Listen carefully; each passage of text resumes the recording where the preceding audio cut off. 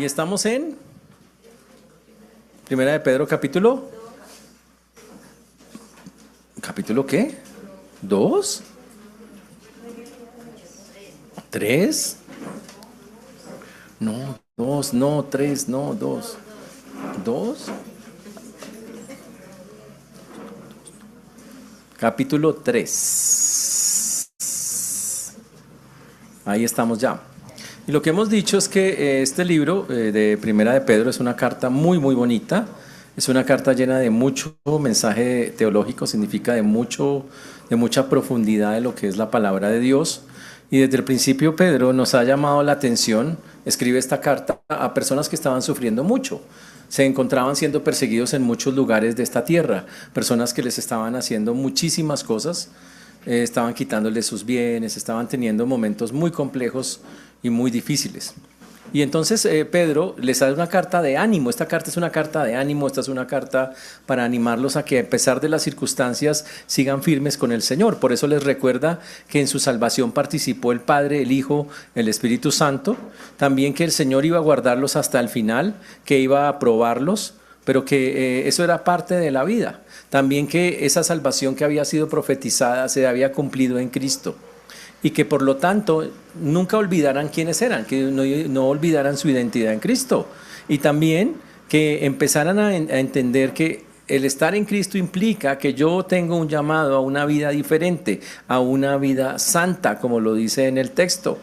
Porque el Señor murió por nosotros y pagó nuestros pecados para que nosotros tuviéramos una vida completamente diferente.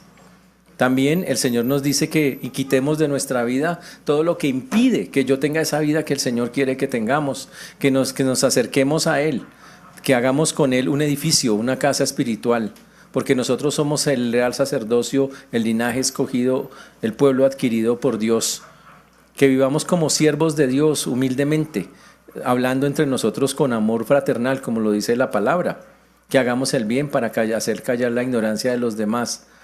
Y que también parte de eso es que el sufrimiento es parte de la vida, como lo vimos también en algunas predicaciones pasadas. Y que tenemos que aprender, es parte de la vida, no es para maldad. Dios tiene planes y propósitos con todo ello. Pero cuando llegamos al capítulo 3, el tema cambia un poco. Y entonces en sus Biblias dice normalmente deberes conyugales o cosas así. Y los siguientes 7 versículos son 6 versículos dedicados a las mujeres. Y ahí viene cuántos para los hombres. 1. Entonces dicen, no me parece, deberíamos haber igualdad de género. Pues precisamente este versículo es para atacar esa clase de cosas. Este versículo es para aclarar cuál es el perfecto plan de Dios con las mujeres.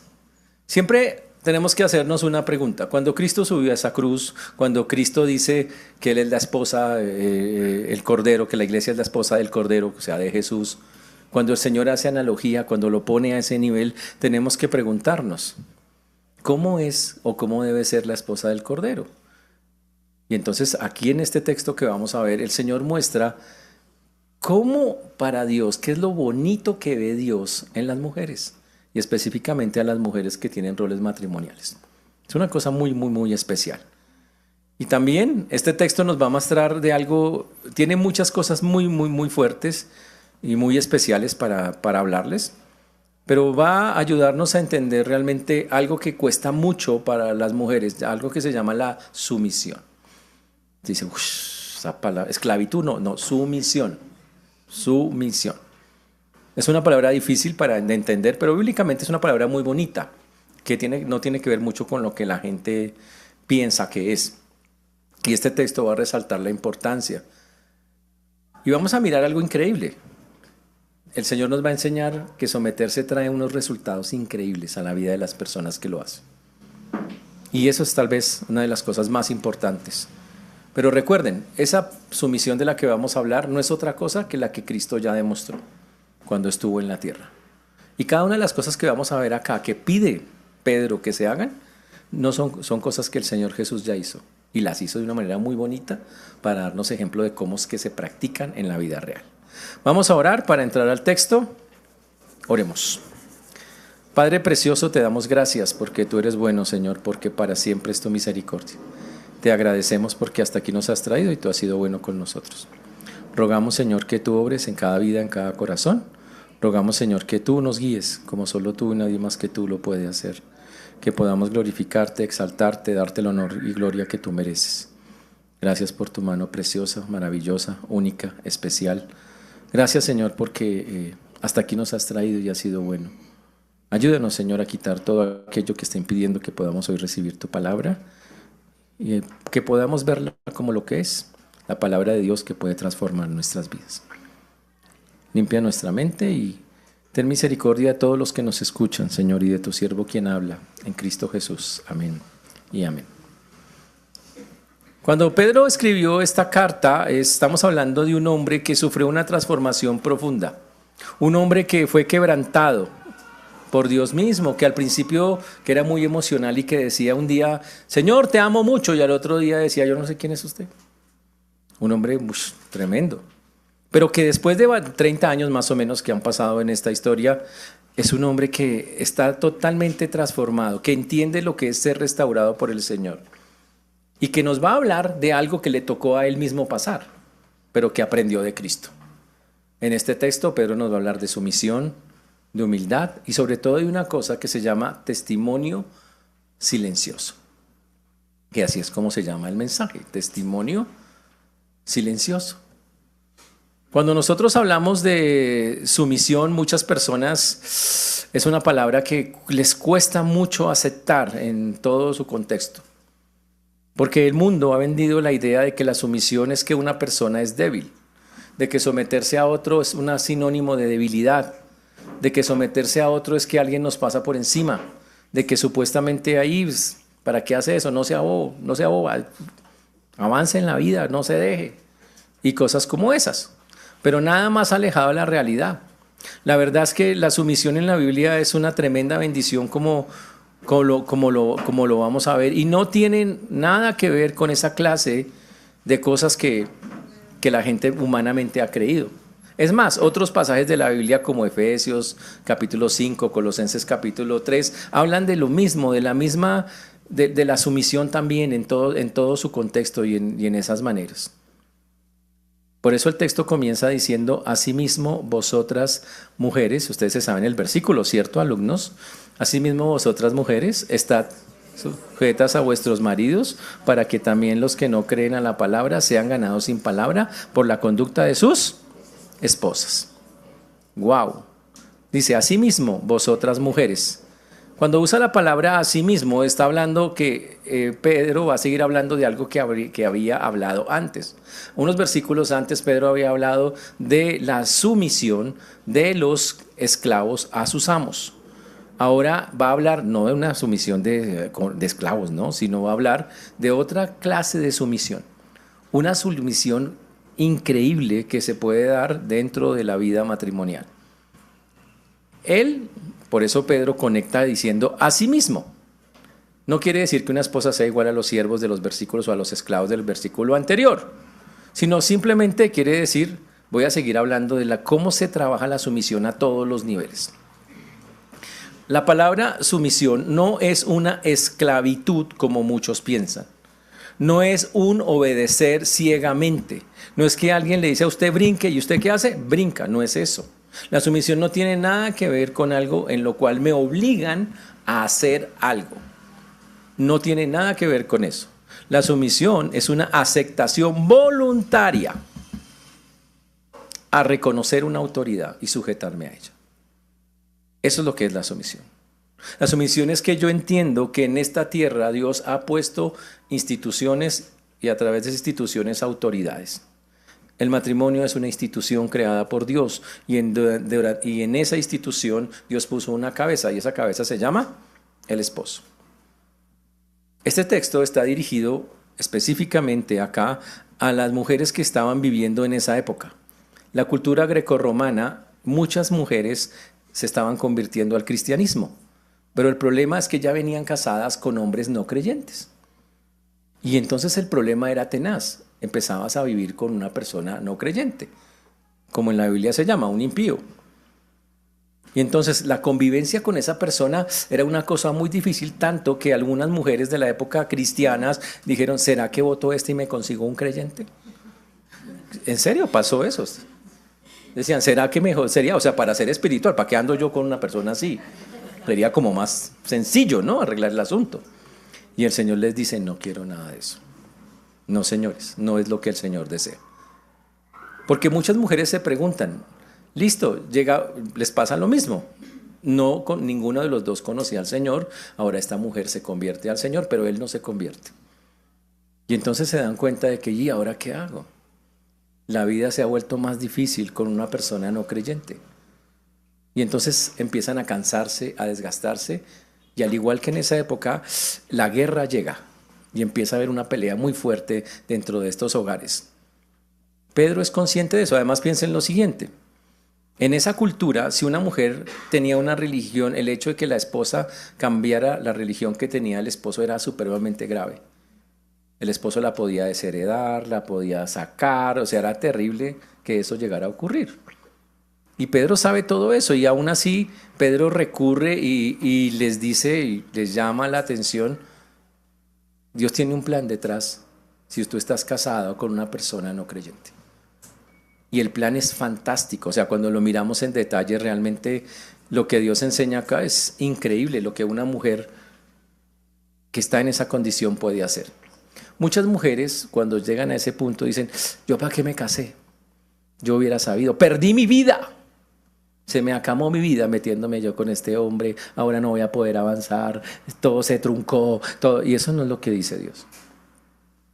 Al contrario, hay algo increíble que Dios dice, quiere que las mujeres hagan ahora que estamos en este contexto nuevo que el Señor nos coloca específicamente en este pasaje. Por eso comienza diciendo que asimismo vosotras mujeres estad sujetas, dice la palabra. Y repito, la sujeción es una aceptación voluntaria. Es un momento donde usted dice, esta autoridad llamada a mi esposo la colocó Dios. Voy a servir, ojo, más que a mi esposo, a Dios. Voy a servir al Señor. Me voy a someter a Él. Porque si usted se pone a mirar a ese hombre y usted le va a encontrar serios defectos y usted dice, pero ¿cómo me va a someter a uno que es peor que yo? O ¿cómo me va a someter a alguien que es? Pero es que no es como funciona. No es mirar a la otra persona y ponerse a detallar si es buena o es mala. No tiene nada que ver con eso. Es mirar, es decir, verlo como lo que Dios lo ve. Esta es una autoridad puesta por Dios, Señor, me voy a sujetar a esa autoridad y lo hago voluntariamente porque así yo te agrado a ti. Es eso. Esa es la manera de sujetarse. Y obvio, unas mujeres pueden decir, pero es que no se lo merece. Pues obvio que nadie se lo merece. Pero el punto es, ¿quieren agradar a Dios? Esa es la manera de hacerlo. Aclaración. En la palabra sujetarse no implica que si a una mujer le pegan, se deje. ¿Ok? Nunca. En la Biblia, Dios rechaza todas las violencias físicas, emocionales, sexuales, de cualquier tipo. Dios las rechaza todas. Dios no va con eso.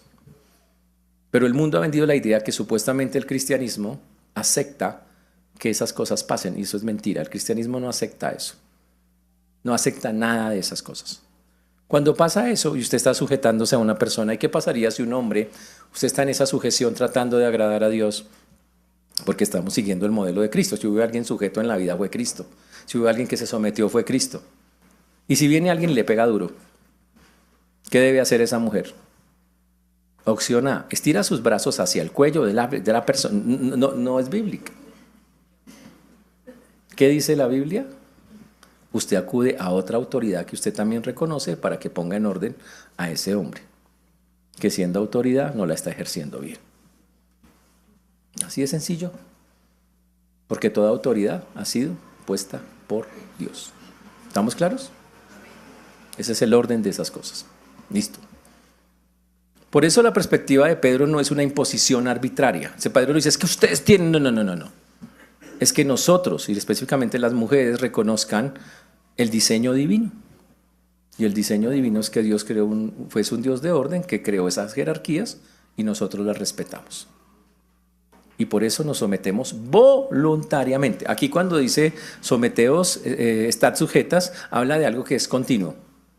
No dice, bueno, voy a estar sujeta mientras, mientras, no. Es una cosa que es permanente, que es constante. A eso se refiere. ¿A quién debe sujetarse? A vuestros maridos. Obviamente habla de todas las mujeres que tenían una relación matrimonial, que estaban casadas con personas en esa condición. Pero viene lo increíble. Y dice que deben hacerlo porque el estar en esa condición les abre un campo de acción a esas mujeres que creen que no sirven para nada en el Señor. Dice, ¿sabe ustedes para qué sirven? Sirven para que esos hombres, sin que usted abra la boca, conozcan de Cristo. Dice el texto, para que también los que no creen a la palabra sean ganados sin palabra por la conducta de sus esposas. Entonces, hermanas, esa no es una condición que la gente perdí la vida, no perdió nada. Simplemente ahora Dios le dice, ahora tienes una tarea y esa tarea es que vas a tener una cosa que se llama testimonio silencioso. Y el testimonio silencioso es que, ojo, por la fe que tengo en Cristo, cogiéndome de las fuerzas del Señor, entendiendo que sirvo al Señor, entendiendo que esto es una virtud de Cristo mismo que ahora yo tengo y puedo expresar, me someto a una autoridad que Dios ha colocado por encima de mí, llamado esposo. Que si la usa el mal, voy a otra autoridad para que lo ponga en línea, porque es una autoridad con límites. ¿Eso está claro? Ese es el punto. Ahora, por eso dice acá, ¿qué es lo que va a pasar? Y aquí lo da como algo que pasa, para que también los que no creen a la palabra, significa los que dicen, eso no es verdad, los que son desobedientes a la Biblia, los que dicen, yo no creo que esto que está escrito sea así, dice, para que ellos, los que no creen a la palabra, dice el texto, sean evangelizados, ganados por la palabra de Dios. Sin palabra, interesante, sean ganados sin palabra. O sea, es ganar sin palabras a quienes no creen en la palabra. Uy. Estos hombres descritos acá, para decirlo de otra manera, rechazan el lenguaje verbal. Usted le dice, le quiero hablar del, no me hable de. Usted allá con su Dios, allá con su iglesia, allá con sus creencias, allá con sus. A mí déjeme. Y entonces le dicen literalmente, cállese, cierre la boca, usted no puede hablar. Y estos hombres que rechazan verbalmente el evangelio, Pedro sugiere que existe un lenguaje más poderoso, el de una vida transformada, que no tiene que decir nada para mostrar que pueden ser cambiados. Increíble. Wow.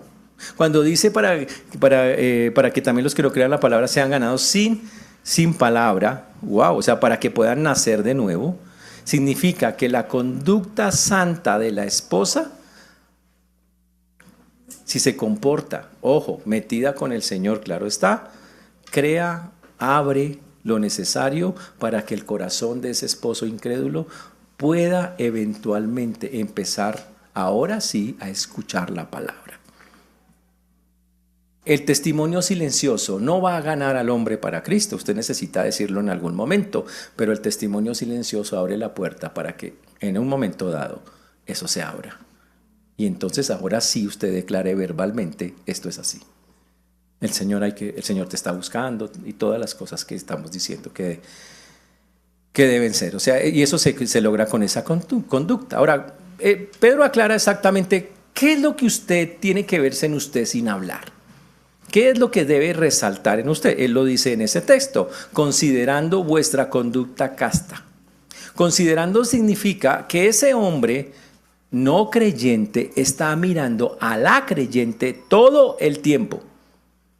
La palabra ahí, cuando dice ahí, considerando, está hablando de una persona que tiene una observación cuidadosa y continua. Por eso es que un hombre no creyente, cuando ve que su esposa hace algo malo, ¿qué dice? Uy, dice que creyente. Uy, dice que eso es a lo que va a la iglesia. Uy, dice que no sé. Porque el tipo está ahí en la jugada. Pareciera que no, pero la persona está. Y Pedro lo sabe. Dice, hermanas, ustedes están siendo observadas por el sistema monitoreo del esposo. Y está en todo lugar. Él está pendiente de cada cosa que usted hace. ¿Usted quiere abrir la puerta del corazón de ese hombre?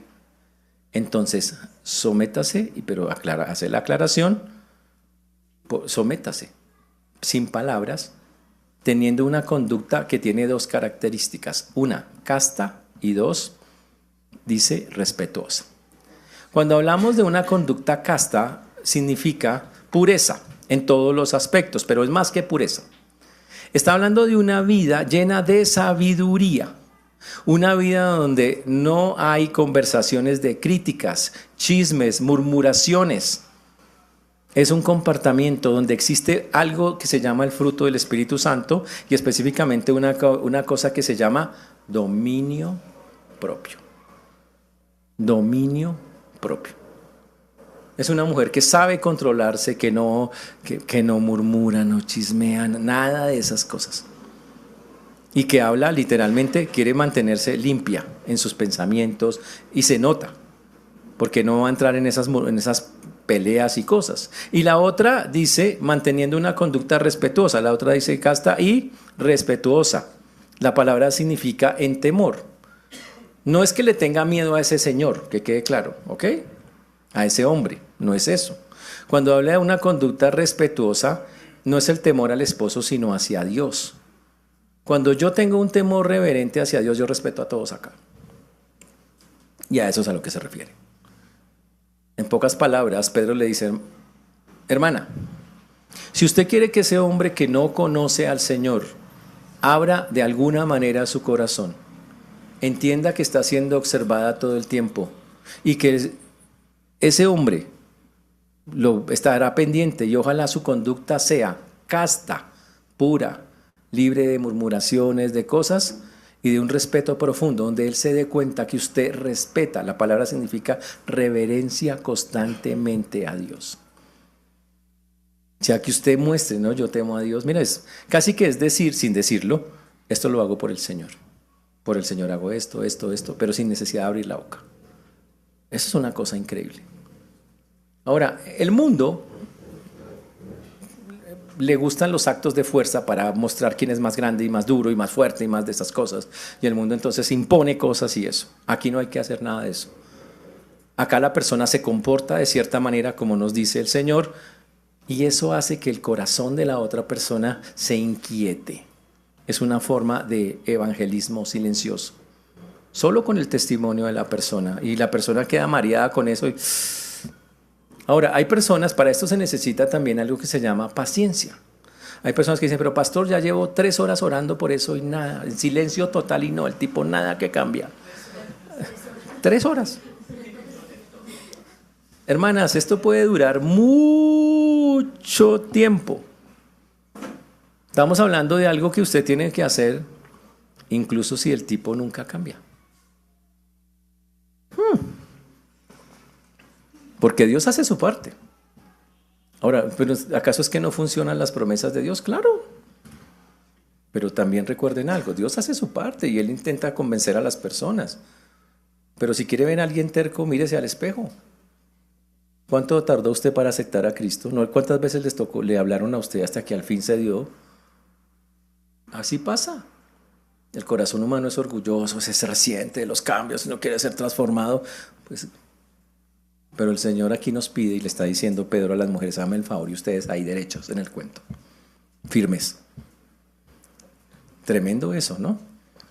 Entonces Pedro pide que constantemente la mujer muestre que tiene a su Dios sin hablar. Usted dice, ¿y cómo hace uno eso? Pues es una mujer que se le ve orar. Es una mujer que tiene respeto por el Señor y que se abstiene de ciertas cosas porque sabe que no le agradan a Dios y Él tiene que darse cuenta sin que usted abra la boca para decirlo. Después de eso, Pedro se mete con algo que a las mujeres les cuesta mucho, la ropa. La ropa. Dice, uff, ¿la ropa? ¿En serio se va a meter con la ropa? Uy, todos legalistas diciéndole cómo uno se vista y todo. Pues no. La iglesia, por lo menos es esta, no le va a decir cómo vestirse.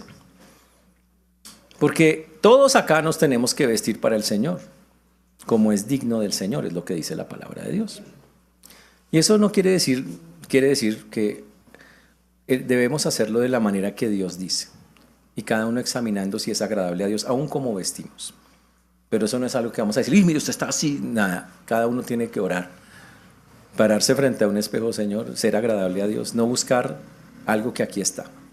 En aquella época, y ese es el contraste grande que nosotros vemos acá, en esa sociedad que era la sociedad greco-romana, había cosas para chicanear. Hoy en día, si alguien quiere chicanear, ¿qué hace? Se compra un Ferrari rojo con la placa atrás, o se compra una camioneta gigante, una truca de esas que parece un camión. Si alguien quiere chicanear. Ahora, si alguien quiere chicanear con ropa, pues se pone unas pintas bien llamativas, unas chaquetas gruesas, una cosa que ya todo el mundo lo vea. Boletosos que llaman la gente. Así le dicen, yo solo transmito lo que he escuchado. En esa época también había cosas que hacían las personas para decir, míreme, y yo soy de mejor nivel que usted. Y había varias de esas cosas. Una de esas cosas, y lo va a decir aquí el texto, es los peinados ostentosos.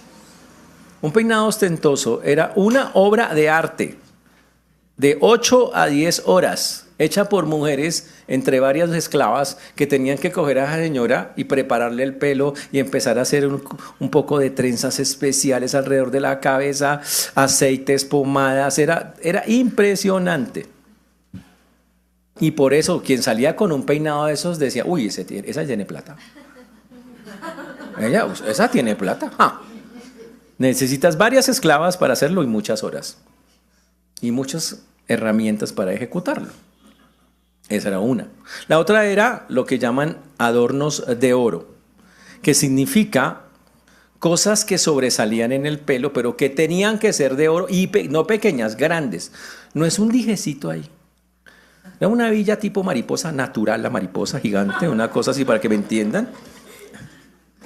Era una sobrecarga de adornos en la cabeza que indicaba lo mismo. Uy, esa persona tiene plata, tiene posición, esa persona es de la alta alcurnia de la época. Y eso era normal que hicieran estas personas. Y la tercera cosa eran los vestidos lujosos.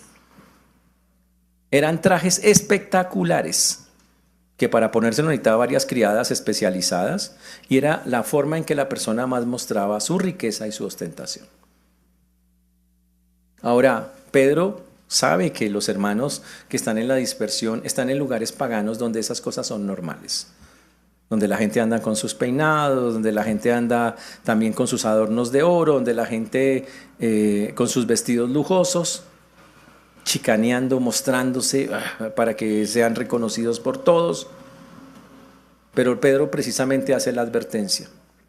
Si una persona quiere ganar realmente a su esposo incrédulo, una de las cosas que debe tener en cuenta es que no se va a regir por esos modelos de ostentación que el mundo tiene. No va a seguir esas cosas. Porque puede pensar que a través de adornarse y de vestirse de ciertas maneras puede hacer que ese hombre se acerque a Dios. Pero no es así. Eso no es lo que está diciendo el Señor. El Señor llama a esas cosas frivolidades. Por desgracia, hoy esas frivolidades siguen existiendo. Hoy tenemos cantidad de personas que están esperando qué moda hay para seguirla. Ahora, Pedro no está diciendo acá que las mujeres tengan un descuido personal. Arreglarse es bíblico. Y no arreglarse casi es pecado. Bueno, es bíblico. Arreglarse es bíblico. El Señor dice que hay que hacerlo. Pero lo que el Señor se aclara acá, que no está bien, es que no entendamos las prioridades. La prioridad no es lo externo. Y él va a hacer la aclaración, y Pedro va a hacer la aclaración. ¿Por qué una persona sin hablar, con un testimonio igual al de Cristo, puede hacer cambiar el corazón de un hombre sin nada externo? Y para eso él hace la aclaración. ¿Quieren saber qué es lo que a Dios lo descresta en una mujer? Aquí está, versículo número 4. Dice que lo que realmente importa no es esas cosas ostentosas, sino lo que nosotros a veces lo decimos coloquialmente, pero es verdad, lo que se llama la belleza interior, que suena pues, como una frase así de cajón, pero es verdad. El Señor dice, sino el interno, el del corazón, en el incorruptible ornato de un espíritu afable, apacible, que es de grande estima delante de Dios. Todas las palabras ahí son sencillas. Incorruptible, ornato, afable y apacible. Todas son súper sencillas. Me imagino que ustedes ya lo tienen claro qué significa con solo leerlo. Dice, uy, ya me quedó súper claro qué es eso. Ahora, lo que está diciendo ese versículo 4, ok, está hablando del hombre interior. La verdadera Lo verdadero que se debe notar en cualquier persona que de verdad dice que se ha metido con Cristo y ha sido regenerada, cambiada, está expresado acá. Cuando una persona se mete con Cristo, su naturaleza cambia de ser una naturaleza corruptible a una incorruptible. Y esa naturaleza incorruptible, mientras vive en esta tierra, se nota en lo externo. Por lo tanto, un creyente que ha sido cambiado no vive para las ostentaciones, no vive para los peinados, las joyas, los vestidos y las cosas de moda, sino que muestra con su carácter que ha habido una transformación de gracia divina de una manera espectacular. Eso sí lo muestra. Lo que dice el texto es que eso externo muestras cómo sale cuando la persona realmente ha sido transformada y de verdad quiere agradar a Dios y entiende cuáles son las prioridades. La persona dice, su espíritu es afable y apacible. La palabra afable significa la persona muestra un carácter afectivo, cariñoso, dulce, en lugar de ser una persona exigente, vengativa o violenta. ¿Por qué? Porque ese es el carácter de Cristo, manso y humilde de corazón. Eso es afable. Una persona que venga, que siempre busca estar bajito, busca estar bajita, que no quiere entrar a la pelea, al choque, a esa clase de cosas. Ese es el espíritu afable. En pocas palabras, una persona que busca la paz constantemente. Esa es una persona afable. No es una persona que dice, sean injustos y hagan lo que quieran conmigo. No, es una persona que sabe buscar la paz sin siquiera a veces abrir su boca. Lo hace de manera pasiva. No entra en conflicto, no se busca los conflictos, no le sigue el juego a la gente. Se llama dulzura femenina en algunas partes. Pero esa dulzura no es debilidad, es fortaleza espiritual. Porque ¿saben en la Biblia quién es más fuerte? No el que tumba una ciudad. El que tumba una ciudad dice no es tan fuerte como una persona que tiene dominio propio y que sabe controlar sus emociones. Ese es más fuerte, dice la palabra de Dios. Mucho más fuerte. Cuando usted tiene dominio propio en su vida. Y cuando una mujer entiende que lo que tiene que hacer es mostrar que realmente la transformación se produjo a través de un espíritu como el que estamos diciendo acá, afable y apacible, hay alguien que sonríe en el cielo, que no es nadie menos y nada más que Dios mismo, que dice, como dice al final del texto, esto es de grande estima delante de Dios. Dios dice, qué bendición de sierva, qué bendición de mujer. Ella ya entendió, se le nota harto realmente el cambio. Qué cosa tan increíble. Y eso es fantástico. Dios aprecia el carácter interno. Y esa es la perspectiva que debe orientar a las esposas cristianas. Estarse preocupando no tanto por lo externo como, Señor, de verdad, ¿se están notando estas cosas que tú quieres que saque? Y más cuando su esposo es un incrédulo. ¿Estamos claros ante eso? Ahora, para que todo el asunto quede más claro, Pedro dice, lo que yo les estoy diciendo que pasen, primero ya lo hizo Cristo porque todo esto es un ejemplo de la sumisión de Cristo. Cristo ya hizo todas estas cosas, se sometió a todos. Fue afable, fue amable, fue especial, fue amoroso con todos, los buenos y los malos. Pero más que eso, esto también otras personas en la Biblia ya lo habían hecho antes.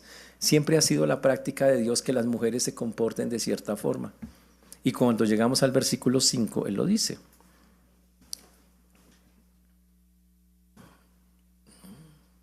Porque así dice el texto, se ataviaban en otro tiempo aquellas santas mujeres que esperaban en Dios estando sujetas a sus maridos. Y dice, ¡ush! ¡Wow!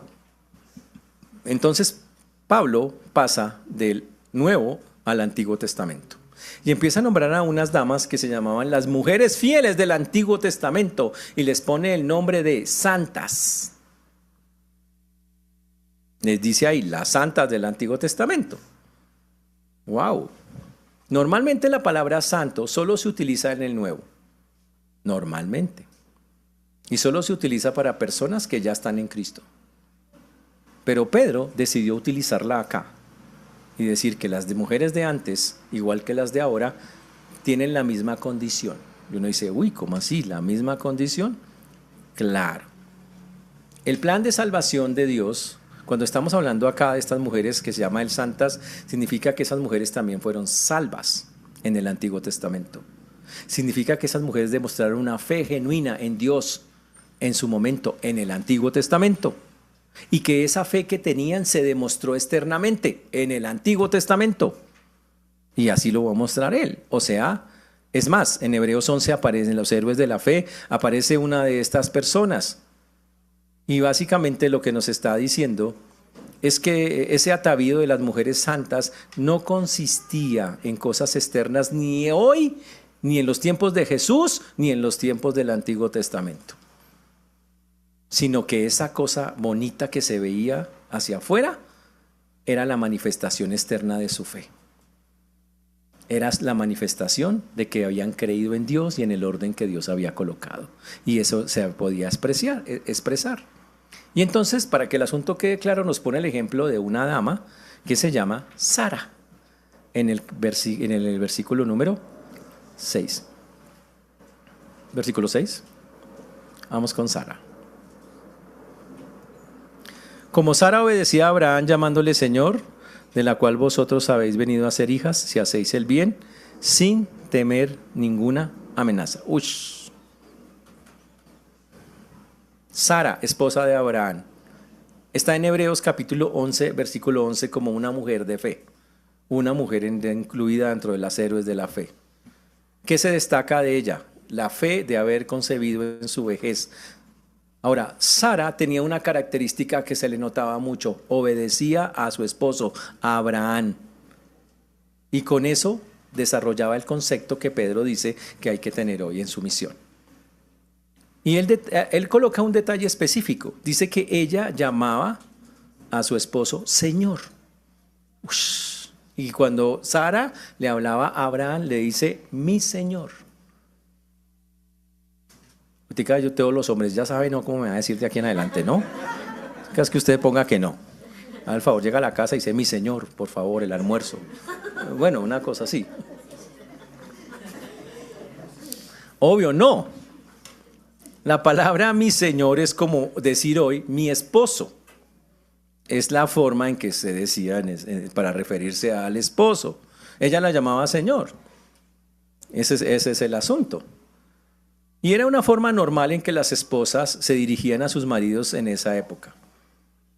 Pero vuelvo y repito, era simplemente una forma de reconocer la autoridad que Dios había establecido. No que, de aquí estaba ella agachada haciéndole mi Señor, cosas así, nada de esas vainas. Solamente era la forma de hablar de esa época. ¿Estamos claros? Sí, porque, a ver, que anoten bien, porque después dice, pastor dijo.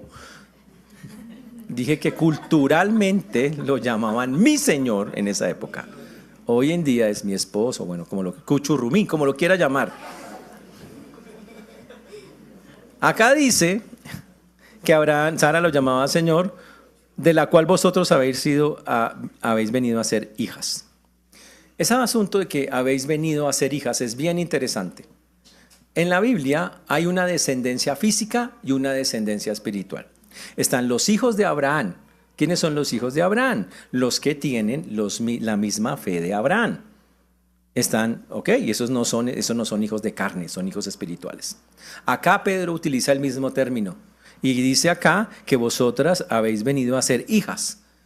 Y lo mismo están diciendo, cuando una mujer expresa hoy en día las mismas virtudes que expresó Sara en su momento de sumisión a su esposo, porque tenía una fe que la impulsaba a eso, esa mujer demuestra que tiene el mismo sentir espiritual que tuvo Sara en su momento.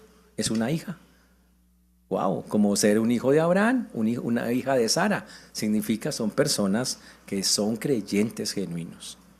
Y a eso se refiere. Y tremendo el ejemplo, porque dice, eso demuestra claramente que esa mujer estaba en la fe y vivió esa fe y andó en esa fe y la convierte en una hija, igual que todos nosotros.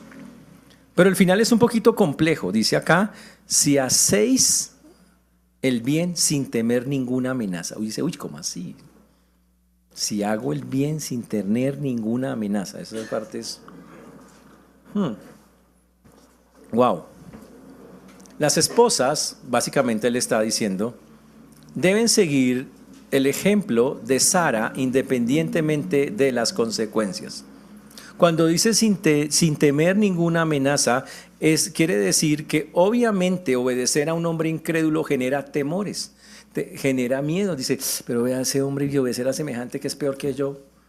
Obedecer a esa persona que hoy no es tan sabio para las cosas, obedecer a un hombre, y eso genera miedos, por supuesto que genera miedos en la persona. Pero aquí es donde viene el punto. Esto es un asunto, hermanas, totalmente de fe. Aquí no está diciendo que usted se deje llevar por el terror o por el pavor, sino que usted tiene que poner en una balanza. ¿Cuánta es mi fe? A Dios. ¿Le creo que Dios puede hacer esto que acabamos de decir que Él puede hacer? Entonces, sin importar que ese hombre le guste, no le guste, o amenace o diga, tranquila, usted debe tener la certeza, el Señor va a vencer en este propósito. Y qué duro es para muchas mujeres hacerlo. Hay que superar los temores a través de la fe. La fe de nosotros está en Cristo.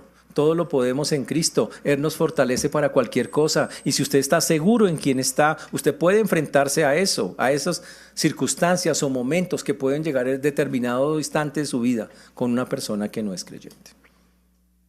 ¿Y qué es lo que dice el texto?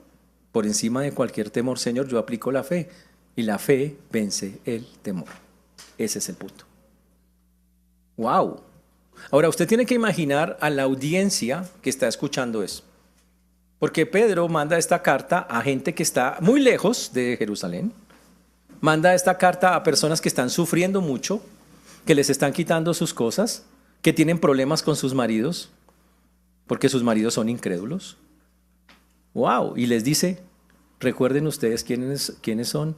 Y recuerden que la única forma de sacar esto adelante es que ustedes tengan una fe genuina y seria en el Señor Jesucristo. Y que le crean.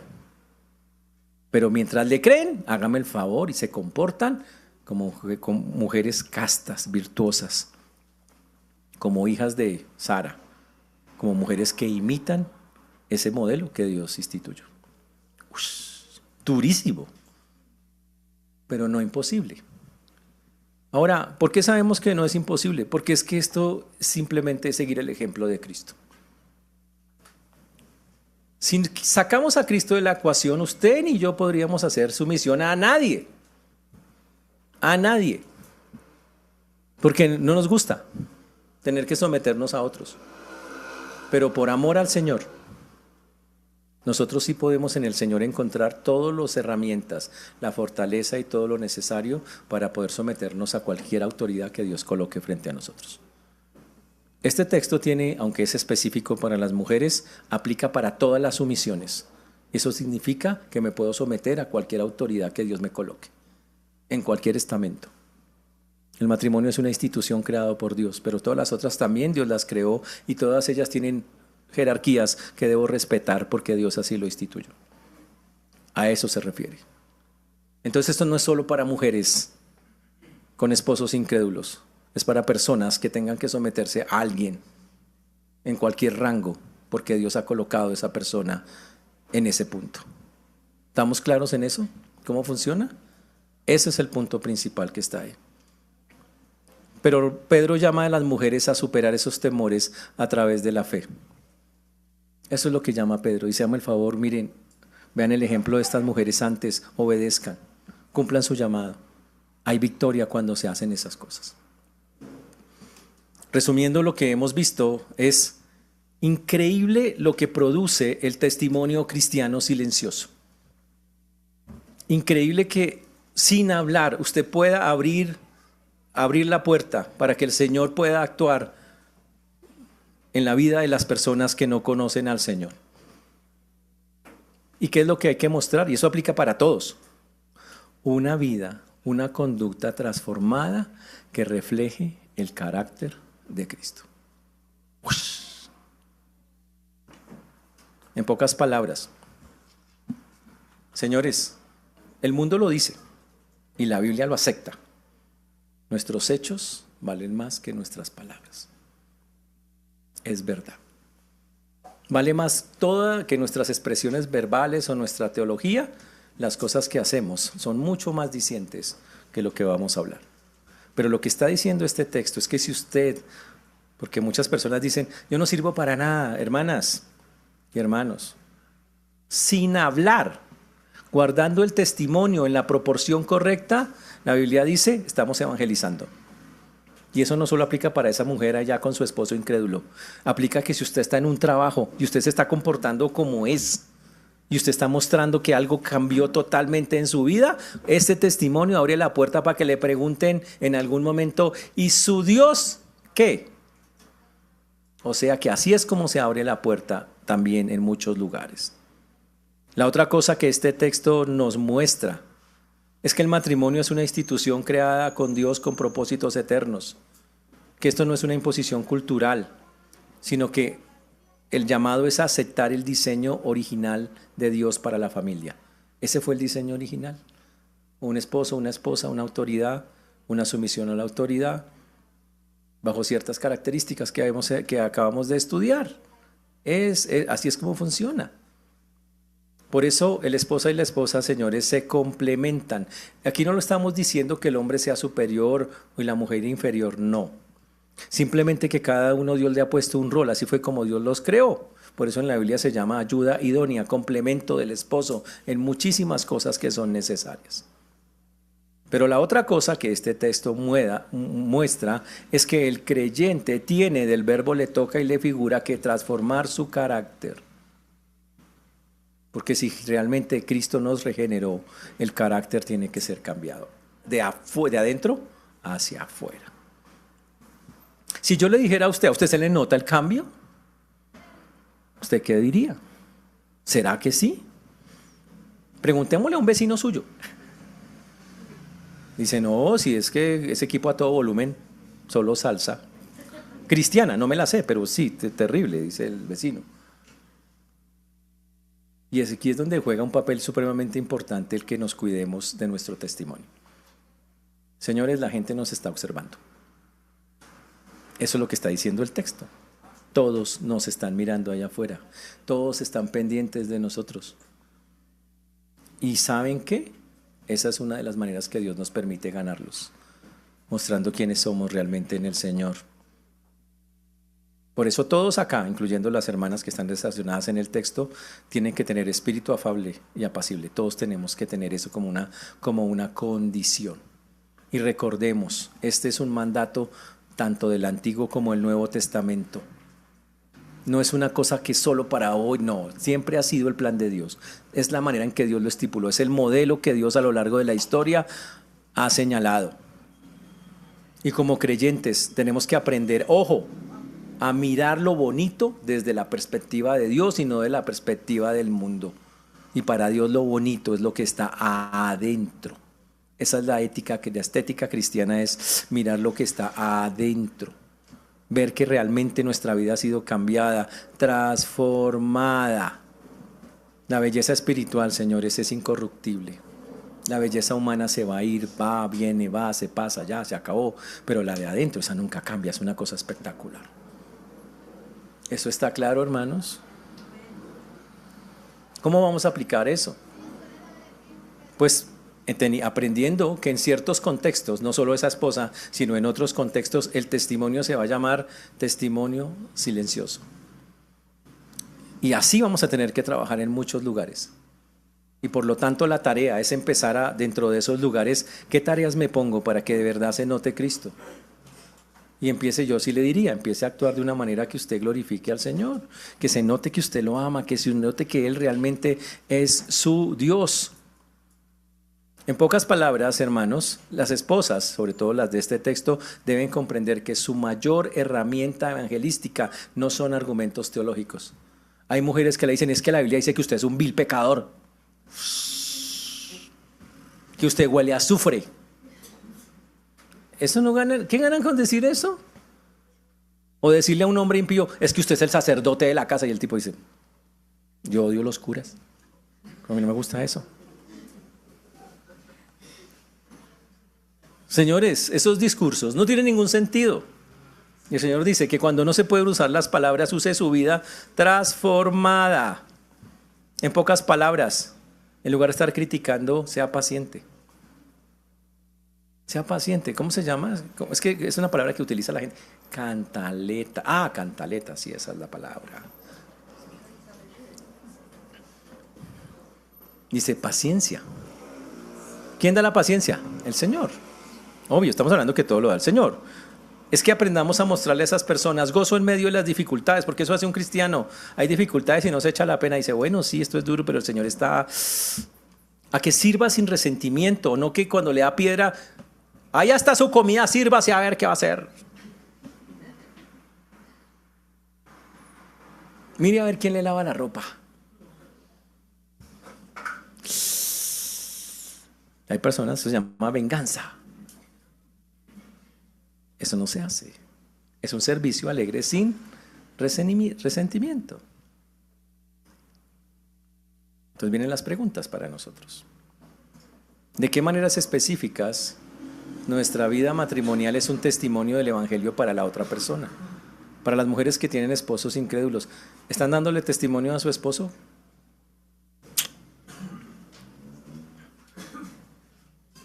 Tal vez la pregunta que hay que hacernos, porque es bien interesante, y esa la podemos hacer todos, porque a veces nos ponemos a hablar más que a actuar.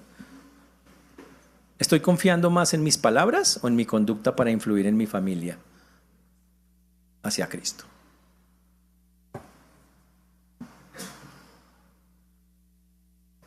Yo conozco hermanos que dicen, estuve donde mi abuelita y le dije de todo, y dijo, ay, no me hable más, qué jartera.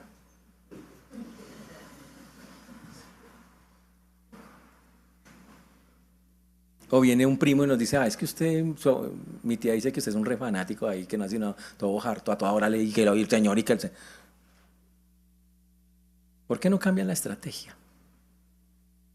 ¿Por qué no nos dedicamos más bien, como dice la palabra, a dar testimonio de un servicio con un espíritu afable, apacible? ¿Por qué no más bien trabajamos desde esa área? ¿Por qué no abrimos esa puerta?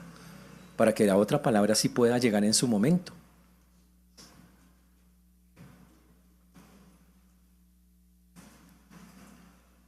Pero recuerde, esto se aplica a todo el mundo. La sumisión se aplica también a los solteros, en las relaciones con sus padres, con sus hermanos, porque todos tenemos autoridades.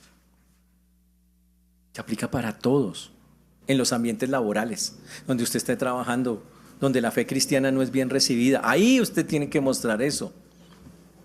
En las relaciones de amistad con personas que no propiamente son creyentes, hay diferencia de creencias. Y empiece a pensar en este momento con qué personas usted necesita cambiar su conducta y tener más bien acciones en lugar de palabras. ¿Ya pensaron quién?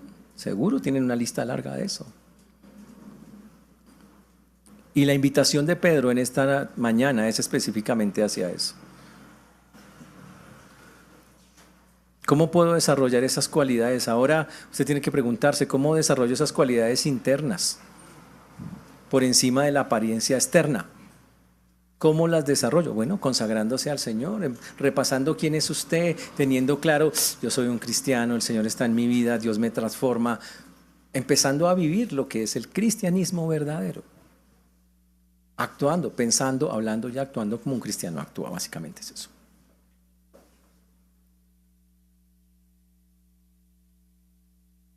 Estamos en un mundo que hoy habla mucho de género.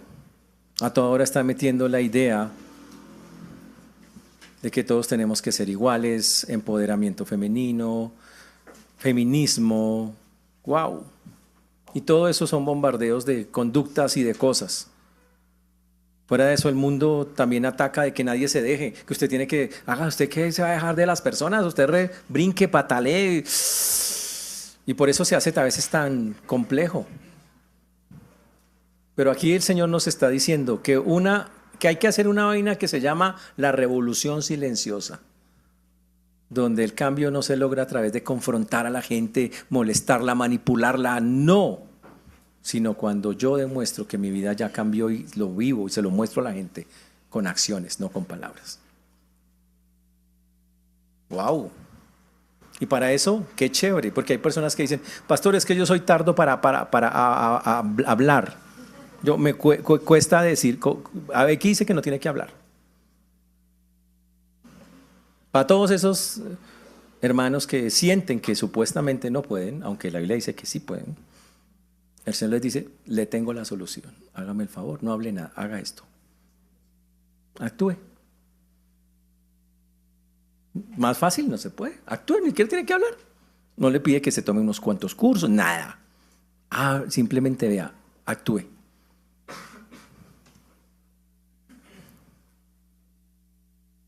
Señores, la sumisión que está ahí es una metáfora de la sumisión de todo creyente al señorío de Cristo. Pero para poder hacer eso, hermanos, hay que tener claro que hay que cambiar. Hay que tener claro que tenemos que hacer tareas donde realmente se note que sí, fuimos transformados. Pregúntese, ¿qué áreas de su vida personal necesitan transformación silenciosa? ¿Qué cosas tiene que, en la práctica, usted tiene que mostrarle a la gente que está cerca a usted?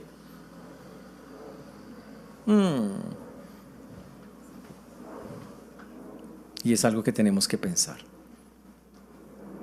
Hoy en día, en un mundo que quiere ser igualitario, donde quiere que todo sea así, Pedro nos dice, la mujer no es inferior. Solamente tenemos roles diferentes, asumámoslos porque somos hijos de Dios. Ese es el llamado que Él está haciendo a cada uno de nosotros. Trabajemos con ese testimonio silencioso, que el Señor quiere que nosotros tengamos en tantos y tantos contextos. Por eso la invitación, hermanos, al salir de acá es que nos vamos a encontrar con un poco de gente que tiene su propia manera de pensar, de creer, de vivir. No cree. No se enganchen con las personas. Muéstrenle quién es el Dios que tienen con su vida. Esto no es un asunto de hacer ruido y de confrontarnos y de estar con un montón de palabras. No. Es que nosotros entendamos que hay algo poderoso como que el testimonio silencioso es algo tan poderoso y es una herramienta increíble que el Señor nos ha regalado. Pero la última pregunta para terminar el día de hoy.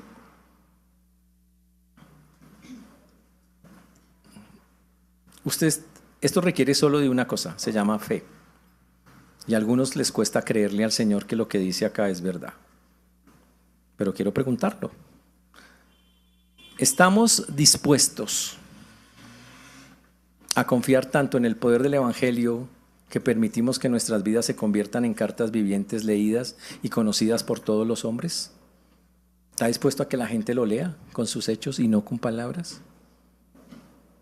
¿Está dispuesto a mostrar que, mire, yo tengo, en mi vida se nota una gracia redentora, un trabajo que Dios ha hecho de cambiarme? ¿Usted está consciente de eso? No con tinta, sino con una vida, una existencia transformada. ¿Quiere creer eso? Solamente puede hacerlo practicándolo. Aquí no es decir sí, es hágalo. Y con ese desafío es que vamos a irnos hoy de este lugar, pidiéndole al Señor que nos ayude, que sabemos que no es fácil, pero se puede. Y sobre todo entendiendo, Jesús ya lo hizo. Todo lo que dice acá ya lo hizo. Se sometió a todas las autoridades que le tocó. Se sometió tanto que se dejó matar, siendo Dios. Tal extremo, afable, apacible, amoroso, a pesar de que, perdonador, a pesar de que lo estaban matando. Y su vida intachable, caminó por esta tierra y la gente dijo, no encuentro nada malo en él. Y esa es la vida que el Señor está pidiendo. Hermanos, que el Señor nos ayude. Porque eso es lo que el Señor quiere que hagamos. Espero que al salir de acá estemos pensando, meditando cómo llevar a cabo todas estas cosas en la práctica, con la gente que tenemos a nuestro alrededor.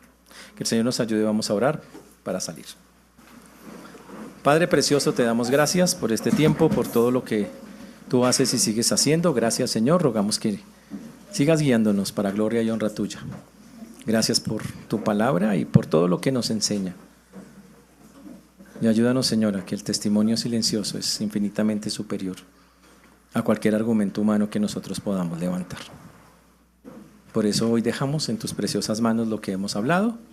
Rogamos que tú nos cambies, nos transformes, que nos ayudes, que podamos realmente glorificarte, exaltarte, darte el honor, Señor, que tú mereces.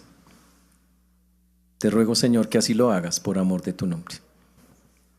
Pedimos por todas esas esposas que tal vez están cansadas, cargadas, con hombres que no son creyentes, que ellas vean que hay esperanza y que tienen una función muy bonita, que pueden ser muy útiles desde donde están. Porque Dios ha determinado que ellas pueden hacer esto a través de aquel que las salvó, que no es otro que nuestro Señor y Salvador Jesucristo. Por eso hoy colocamos, Señor, en tus manos la vida de todas y cada una de ellas y rogamos, Señor, que a través, Señor, de lo que hoy vimos, también nosotros nos sintamos motivados a hacer testimonios vivos, reales, cartas abiertas, que pueden ser leídas por los hombres. Pues todo esto lo pedimos en el nombre precioso de Jesús. Amén y amén.